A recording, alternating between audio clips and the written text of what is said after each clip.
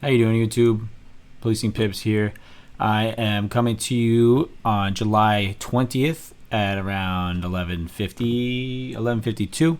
I would have liked to have live streamed today, but unfortunately I had a doctor's appointment pretty early in the morning all the way up in Houston, and I live about 40 minutes away from there. So I really wasn't able to trade the open. Wasn't going to get on here and be able to do any significant analysis. So figured let's save the live for tomorrow, and we're going to go over what I have in store for today. So I'm just going to go over quick. Like I said, I wasn't here for the open. I didn't make any trades until I got back to my computer, and I want to show you kind of what I was thinking, how I broke it down, and what the results were for today. Obviously, you can see above me right here, it's 425 for the day. Probably could have squeezed out more. I trailed my stops kind of tight, but I'm going to explain my reasoning right now. Okay, so first off, I am going to go over how yesterday, I'm going to look at the other computer here. Yesterday, we had a pretty big sell-off, right? You see this big leg down.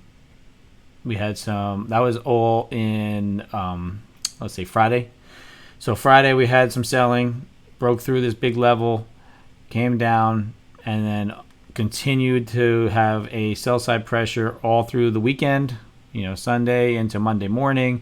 And then on Monday morning's open, we continued that pressure to the downside.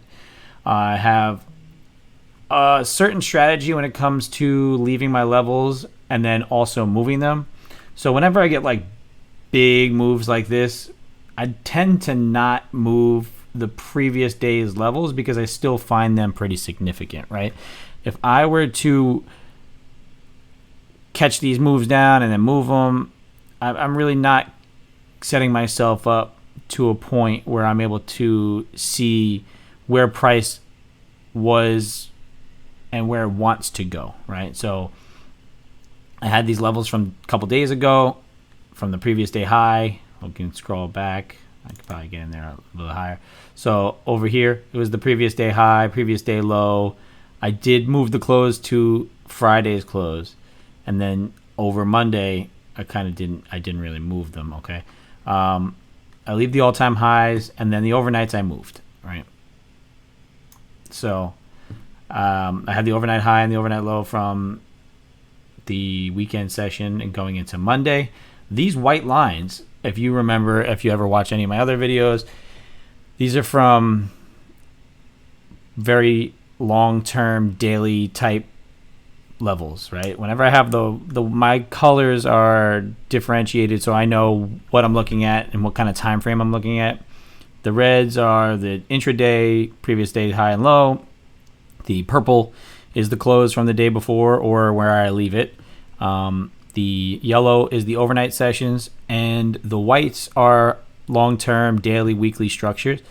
So I've had these white lines here for a bit. So once this price came down and this big sell-side pressure came into play, once I saw these white lines come in here, I figured that they were either going to act as a good support or they were going to start to revert back down. If it broke through it, then we'd have to start seeing some resistance back up to the upside, somewhere around here. It did break through a little bit, but then it popped right back in, and then it used this zone and then exploded back out. So when I saw how it came into here and it rejected, I figured that today we would definitely get some buying pressure if we could continue to maintain above the previous day's levels, right? So that's why I leave these levels here, because if price gets out of it, it likes to go back in, and if it accepts in, like I'll explain here, then it'll go and hopefully go in our direction. And so I wasn't at the markets this morning, and I'm gonna have it open from yesterday up until current, right? So you see these moves here, you get that rejection, and then you get the big bounce out. Now you see that this level here, this yellow line, was the overnight low from the weekend.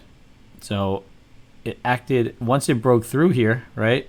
I had another line here. There was a descending little channel that had it going on.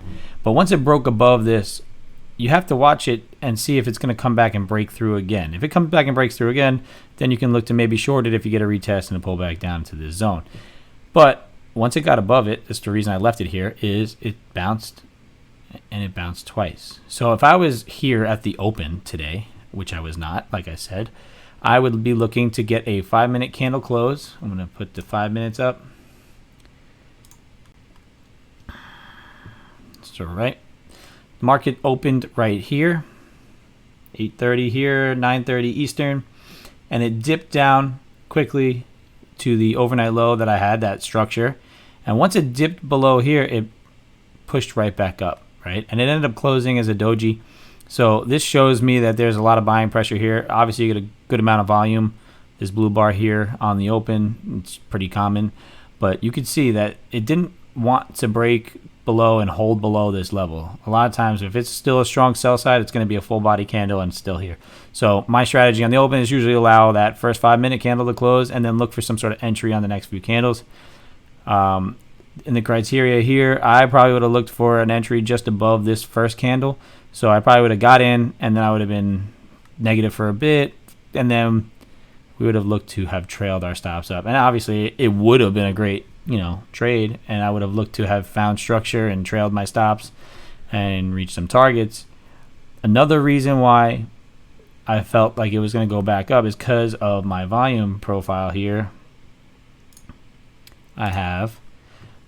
This is for only the open sessions, no overnights, right? This one here.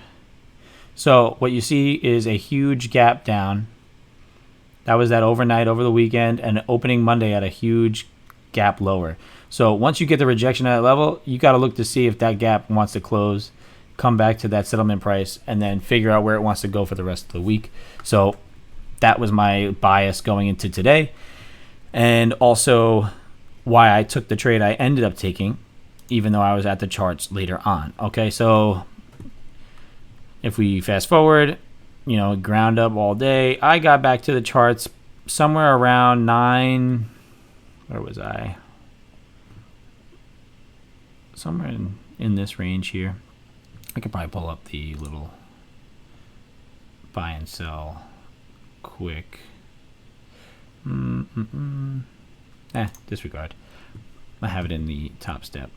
So I got in at 43.07. So what I ended up doing is, it was right here.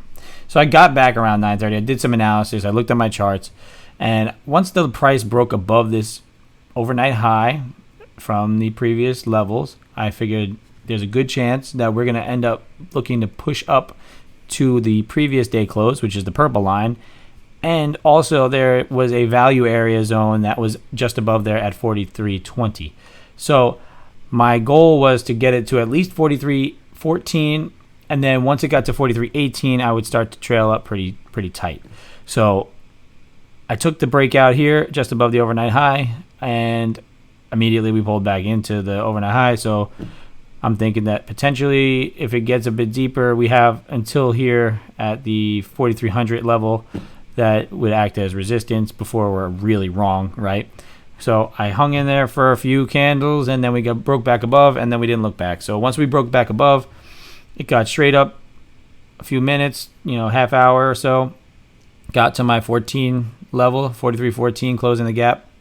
And once I was trailed up already, pretty much mitigated the stop all the way up.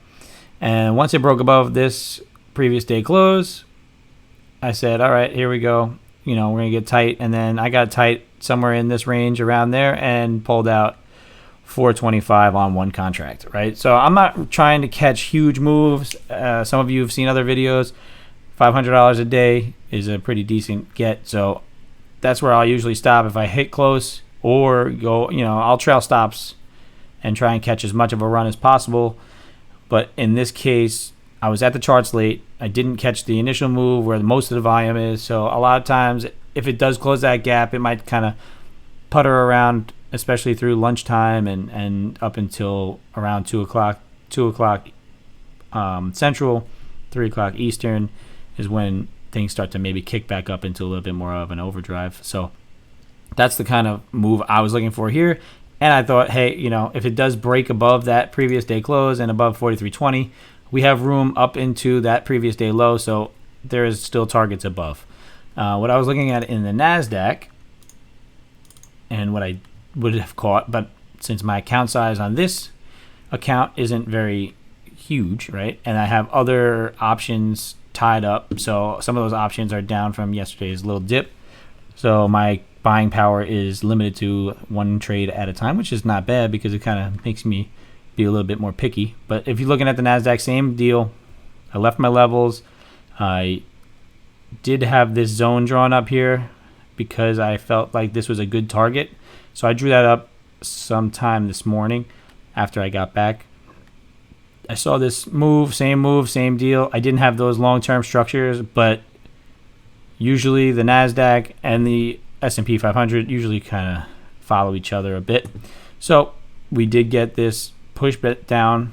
We got the consolidation, and then yesterday at the end of the day, we got that push back up. So I'm looking for the same type of deal here with the longs. In the way here, so I'm just going to try and do this maybe a little bit tighter. Let's do that a little tighter so you can see it. So we do have those overnight low levels. Same deal as there were on the S&P. I'm going to tighten it up a little bit more just so you guys can see a bit better of what I'm talking about. So these weren't moved, right? I left them. We had that sell side move on the open. It was a little bit stronger than on the S&Ps. You got right down to that overnight low and rejected pretty good. So you're going to get that rejection. You get a big bounce up. Obviously, there's going to be some relief there. And then as the day went on, you're looking to get that gap fill as well, just like I was on the S&Ps. So my initial first target there was that 14,670 level. And then I also felt when I drew up this zone right here, this gray zone, that the 14,700 level would be prime for my target, right? That would have been my ultimate goal to catch if I were to have taken this trade. I did attempt to get in on this candle right here at 14,640. I expected to pull back to 641. So I probably would have entered at 641 on this trade. I will show you how I did on my TopStep account. I'm still looking to try and get funded. So I did take the NASDAQ trade there, and I trailed it up through the previous day close, and I ended up getting stopped out because of this candle here. But I am able to trade a little bit bigger size, and I was able to catch enough of a move where I was happy with the profits on the day. As you can see, my zone was pretty spot on. It caught up right to it, rejected a bit, and then pushed down, and now it's trying to come back to it right now currently. I think we're going to need this pullback to allow the market to grow a little bit further. I still don't think that people are scared enough to have a correction or a sell-off yet. I don't think it's a bearish time. People are still exuberant. They're still getting checks. There's still market stimulation by the Fed. They're downplaying a lot of the inflation. So there's still some optimism in these markets. So I don't think the fear has set in quite yet. So you're going to still see some of these bounces to be a little bit stronger than the sell-offs. We try to make money either way. I don't care if it's going up, down, or sideways. I look at each day as an individual day and every moment as a different trading opportunity. So take a look at the new video I posted. I'll put the link up here. It just explains what this channel is about, where it's going, where I'm from, and all that. And if you have any questions, make sure you hit the comment box below, and I will get back to you guys. All right, so talk to you later. Peace out.